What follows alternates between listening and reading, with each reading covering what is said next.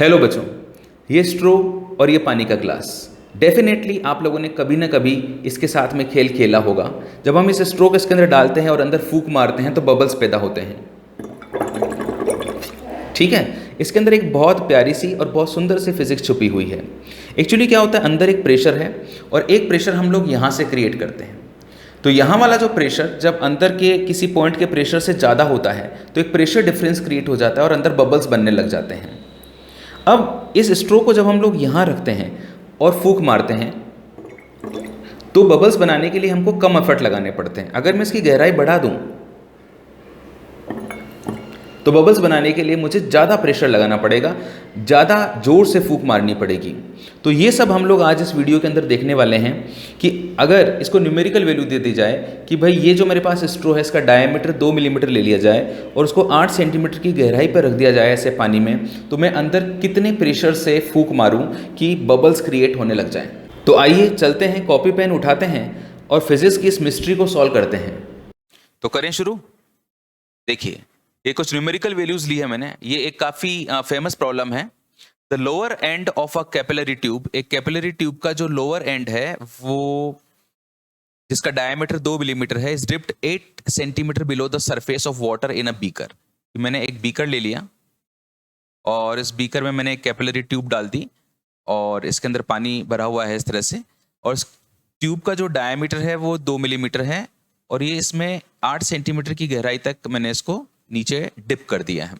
The pressure required in the tube to blow a bubble at its end in water. तो मुझे यहाँ पे कितना प्रेशर लगाना चाहिए एयर का कि जिससे इसके अंदर बबल्स बनने शुरू हो जाएं। ये सब मेरे को वैल्यूज दी हुई है। Surface tension of the water, density of the water, 1 atmospheric pressure की वैल्यू और जी की वैल्यू। तो आइए देखते हैं, इसको विजुलाइज करते हैं। सबसे पहले ये मेरे पास में वो कैपिलरी ट्यूब है जिसका डायामीटर मेरे को दिया हुआ है और डायामीटर दिया हुआ है मेरे को 2 मिलीमीटर, और वाटर की सरफेस से 8 सेंटीमीटर की गहराई पर मुझे यहाँ पे बबल ब्लो करना है। तो ऑब्वियसली मेरे को बबल ब्लो करने के लिए यहाँ से एयर भेजनी पड़ेगी। तो मैंने एक प्रेशर लगाया, फूंक मारी यहाँ से, तो अंदर एयर गई और इस एयर ने क्या किया, यहाँ पर प्रेशर हाई था और बाहर जो पानी का जो प्रेशर है वो जब लो होगा तो यहाँ पर एयर बबल बनेगा। आप लोग जानते हो कि कभी भी कोई बबल बनाने के लिए, अगर आपको कोई बबल बनाना है तो उसका शेप ऐसा होता है और अंदर से बाहर की तरफ जो प्रेशर लगता है उसको अगर मैं पी इन कहता हूं और बाहर से जो प्रेशर लगता है वो पी आउट कहता हूं।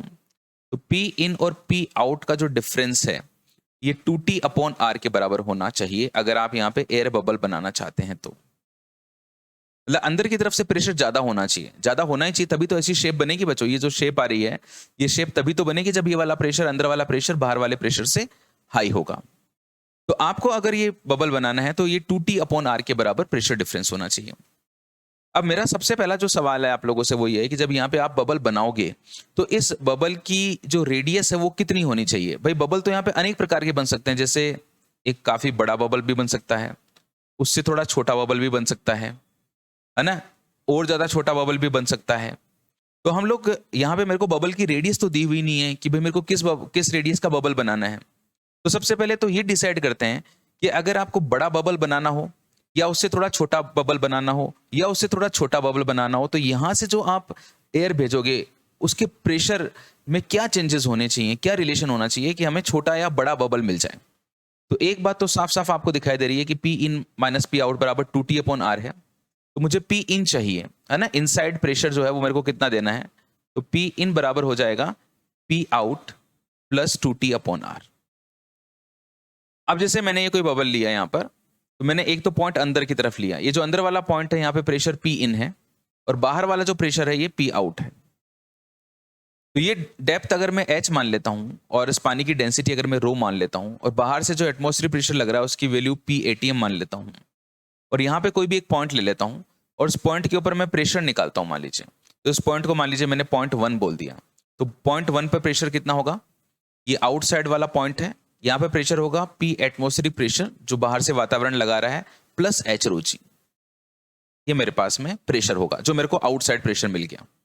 तो my outside pressure is P atmospheric pressure plus H rho G and plus 2T upon R. ये अंदर की तरफ प्रेशर हो गया जो मेरे को ब्लॉक करना है, जो मैं हवा अंदर भेज के प्रेशर क्रिएट कर रहा हूं। अब मेरे पास में अलग अलग रेडियस के बबल्स बन रहे हैं। ये मेरी ट्यूब, वो हिस्सा ट्यूब का वो हिस्सा जो पानी के अंदर है, और मैंने एक बड़ा बबल बनाया और एक मैंने छोटा बबल बनाया। मान लीजिए इसको मैं 1 बोलता हूं, इस वाले बबल को, या इसको ए बोलता हूं और इसको बी बोलता हूं। तो बताओ मुझे, जल्दी से बताओ कि ए और बी में मुझे ज्यादा हवा किसके अंदर डालना पड़ेगी, ज्यादा फूक, ज्यादा जोर से फूक मेरे को ए बनाने में लगेगा या बी बनाने में मेरे को ज्यादा एफर्ट लगेगा? तो आपने बोला देखो सर अभी आपने बताया कि P inside is equal to P atmospheric plus H rho ji plus 2T upon R. तो दोनों ही प्रकार की बबल के लिए एटमोस्फेरिक प्रेशर सेम है, दोनों ही सेम हाइट, दोनों सेम डेप्थ पे हैं, दोनों के लिए सरफेस टेंशन पानी का बराबर है। तो सारा खेल इस आर का हो गया। तो रेडियस जितनी कम होएगी, जितना छोटा बबल बनाओगे आपको ये वाला प्रेशर उतना ही लगाना पड़ेगा, क्योंकि इनवर्सली प्रोपोर्शनल वाला रिलेशन हो गया एक तरीके से। तो आप जितना ज्यादा छोटा बबल बनाएंगे ना, आपको उतना ही ज्यादा अंदर हवा भेजनी पड़ेगी। तो इसका मतलब आपको एफर्ट ज्यादा लगेगा बी वाला बबल बनाने में। ठीक है। अच्छा, एक और मैं अच्छी इंटरेस्टिंग बात बताता हूं आपको कि अगर आप यहां पे बबल बनाते हैं, ओके, तो ये वाला जो बबल बनेगा यहाँ पे, जो एग्जैक्टली जिसकी जो रेडियस है वो इस कैपिलरी ट्यूब की रेडियस के बराबर होगी, वो यहाँ पे सबसे छोटा बबल बनेगा। ये जो बबल होता है ना, ये सबसे शॉर्टेस्ट बबल होता है, इसी को बनाने में सबसे ज्यादा जोर आता है हमको। वो बबल जिसकी रेडियस इस कैपिलरी ट्यूब की रेडियस के बराबर होती है, वो बबल बनाने में हमें सबसे ज्यादा एफर्ट लगता है, क्योंकि इसके अलावा आप जो भी बबल बनाएंगे उसकी रेडियस इससे तो ज्यादा ही होगी कम से कम। देखो जैसे मान लीजिए मैंने ये बबल बनाया, इसकी रेडियस इससे ज्यादा है, इसकी भी इससे ज्यादा है, इसकी भी इससे ज्यादा है। अच्छा, और अगर मैं इससे छोटे बबल बनाता हूं तो देखो क्या होगा। बोले सर आपने ये तो हमको बता दिया कि भाई ये वाला जो बबल है, इसकी रेडियस, इस बबल की रेडियस और इस ट्यूब की रेडियस एग्जैक्टली बराबर है, बाकी आपने जो भी बनाया ये बड़े थे। लेकिन अगर मैं बबल ऐसा बनाऊं जो ऐसा हो, तो अब क्या इसको बनाना, इसके बाद ये वाला जो है स्टार वाला, इसको स्टार नाम दे देता हूं, और ये वाला जो इसको मून नाम दे देता हूं।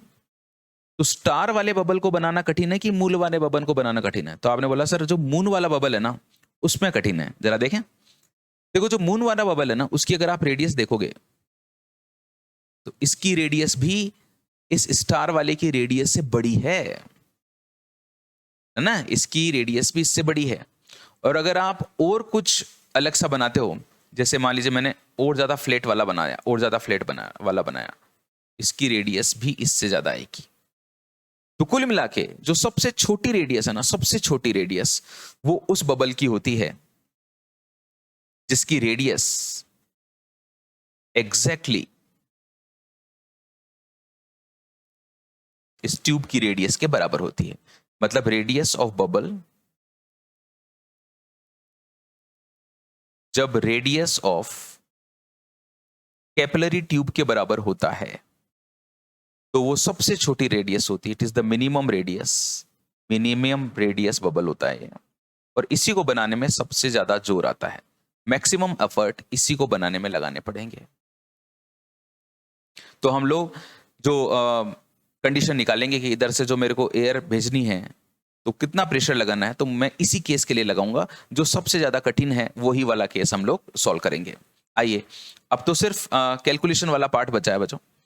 देखो कैसे ये डिसाइड हो गया कि हमारे बबल की जो रेडियस है वो उस ट्यूब की रेडियस के बराबर है।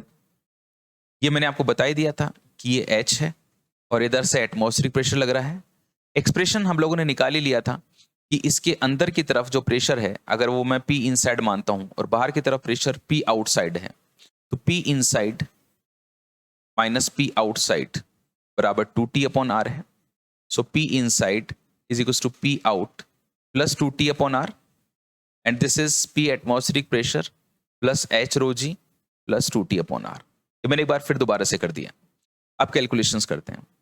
P एटमॉस्फेरिक जो है वो मेरे को 10⁵ दिया हुआ है।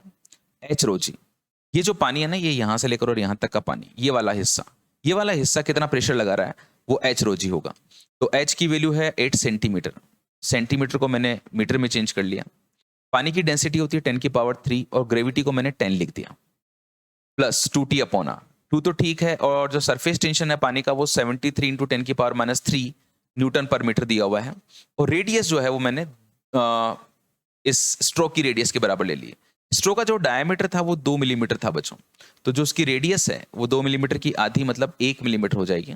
1 मिलीमीटर का मतलब 10⁻³ बस। अब इन वैल्यूज को हमको सॉल्व करना है, तो ये वैल्यू आ जाएंगी 10⁻5 तो ये था ही, h आपका था 8 सेंटीमीटर और वाटर की डेंसिटी इतनी और ग्रेविटी 10, तो ये हो गया आपका 10⁵ प्लस ये 10⁴, ये -2 तो ये 800 और प्लस 2T/R, ये 73 इंटू 10⁻³ और ये 1 मिलीमीटर, तो ये कैंसिल हो गया और ये हो गया 6 और 146। देखो यार, पहली बात तो इन वैल्यूज को देखो कितना अंतर है। एटमॉस्फेरिक प्रेशर इतना ज्यादा है और जो पानी की जो गहराई थी ना, उसके कारण जो प्रेशर है वो 800 है, बहुत कम। और ये जो है ना, ये एक्सेस प्रेशर है, जो अंदर और बाहर वाले का जो डिफरेंस था। तो इनको सॉल्व करोगे तो ये हो जाएगा 946। इसको मैं ऐसे लिख सकता हूं कि 10⁵ मतलब ये इतना प्लस 946, इसमें जोड़ोगे तो ये 100,946 आ जाएगा। ये एग्जैक्ट आंसर है। इसको मैं 1.00946 इंटू 10⁵ न्यूटन पर मीटर स्क्वायर लिख सकता हूं। ओके, सो इतना प्रेशर मेरे को लगाना पड़ेगा। आई थिंक आपको इसका कंसेप्ट क्लियर हुआ होगा और बहुत कुछ सीखने को मिला होगा, बहुत मजा आया होगा। और आपने देखा होगा कि यार, जो एक सिंपल सा हम लोग गेम खेलते हैं, उस गेम में तो कितनी प्यारी सी फिजिक्स बसी पड़ी है। तो बस इसी प्रकार के प्यारे प्यारे और अच्छे कंसेप्ट्स के लिए आप लोग देखते रहिए physics with Arun Prakash Gaur. APG की दुनिया को देखते रहिए। मैं अरुण प्रकाश गौड़ कोशिश करूंगा कि फिजिक्स के जो रहस्य हैं उनको सुलझाने में मैं आपकी मदद करूं। थैंक यू सो मच बच्चों, and keep connected with APG की दुनिया।